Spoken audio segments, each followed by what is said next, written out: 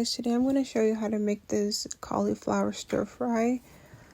First I'm going to spray the pan with avocado oil. There, as you see, I have the salmon, frozen salmon that has been defrosted, cauliflower, red onion that I'm just stripping into pieces.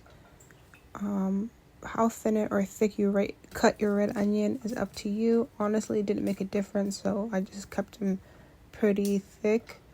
I just sliced them and then I just spread them apart. So I put them on the burner, as you can see, and cooked down the red onions. And then now I'm just going to cut my carrot. And honestly, how you cut the carrot is up to you. And of course, when you're making something delicious, you gotta have yourself a drink. So I'm just having sparkling water. So how you cut the carrot is up to you, honestly. But I would keep them a little thin. It didn't really matter how you cut the carrot, as you can see. I have a little carrot cutting technique. And guys, this recipe is so delicious. Let me know if you try it. So here I'm cutting the carrots. And of course, it depends, the thicker it is, the longer it will take to cook. So if you want it to take less, cut it the way I cut it. So you don't want to make it too big,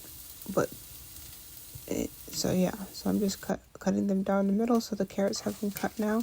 So I just poured it into the mixture of the avocado oil, red onion, and the carrots. And now I stir it down and cook it. I add some water to cook the carrots.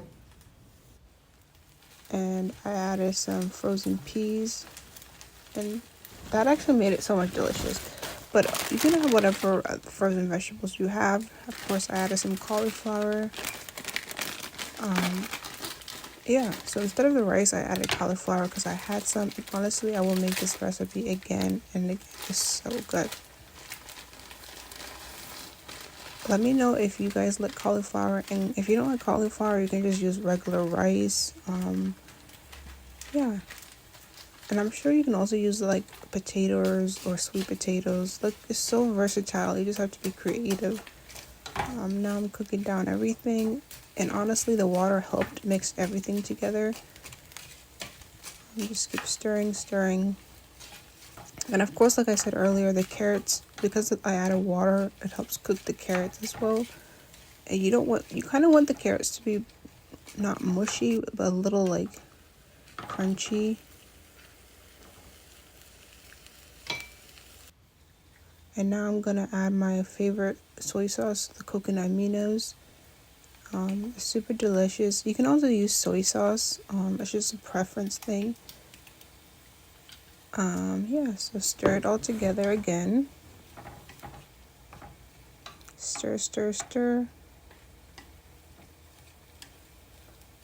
And as you can see, the bottom of the pan looks a little watery, but as you're cooking it, that will go away. Just continue to cook it. And now I'm gonna cut the frozen salmon that I let defrost. So my technique is to the day before, I like to put it in the refrigerator, from the freezer to the refrigerator, and then when I'm about to cook it, I leave it out for a few hours, and then it gives it the perfect texture. The perfect texture. So here I'm cutting it into strips, and then I'm gonna cut it into cubes. And again, how you cut your salmon is all up to you. It doesn't have to be perfect, but I just know me cutting it in cubes was a good idea for me. And again, if you don't like salmon, you can use a different protein, chicken, steak, etc. You can even use tofu if you don't eat meat. You can use garbanzo beans. So many different choices. I cooked the salmon with some avocado oil in the pan. I was running a little low on the avocado oil, but it's all okay.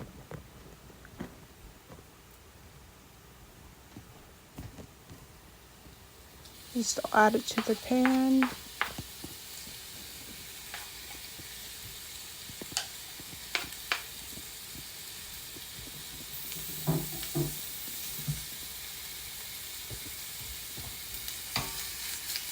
And then I tried to shake. And then I added more avocado oil on top of the spray on both of them. So I just makes it more like flavorful and crunchy in my personal opinion. And it tries to help the pan, but I guess it wasn't working with the salmon. But guys, it still turned out delicious. The salmon, as you can see, was getting stuck to the pan, but it's all good. Something was wrong with this pan, to be honest. It is what it is. It was doing its job, so it's all okay.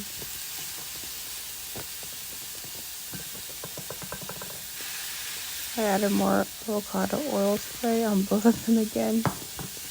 I was honestly thinking the avocado oil would help it to be less, like, the salmon was sticking hard to the pan, so like I thought the avocado oil was gonna help, but no.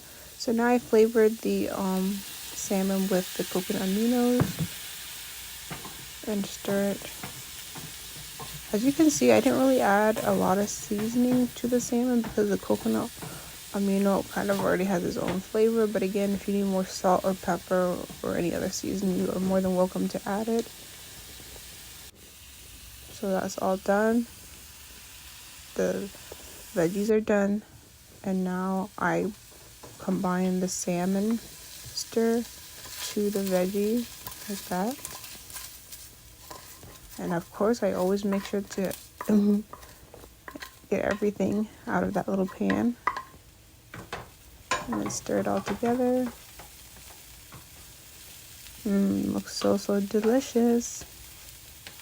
And guys, this is an easy, quick recipe. The only thing that took a while was to defrost the salmon. But if you plan this recipe ahead, I'm telling you, it took like maybe 10 minutes. And then I added more coconut aminos on top of it as a garnishment and for extra flavor. And then I plated it up.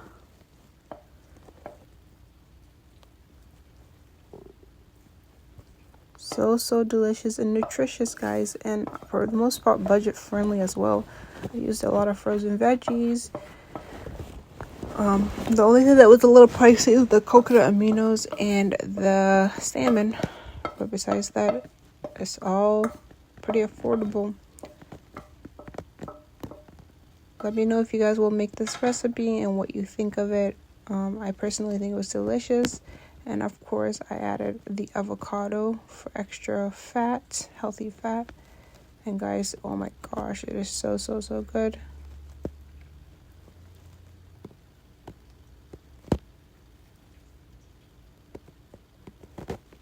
As you can see, I was being lazy on how I cut the avocado. It does not have to be perfect. Just do the best that you can.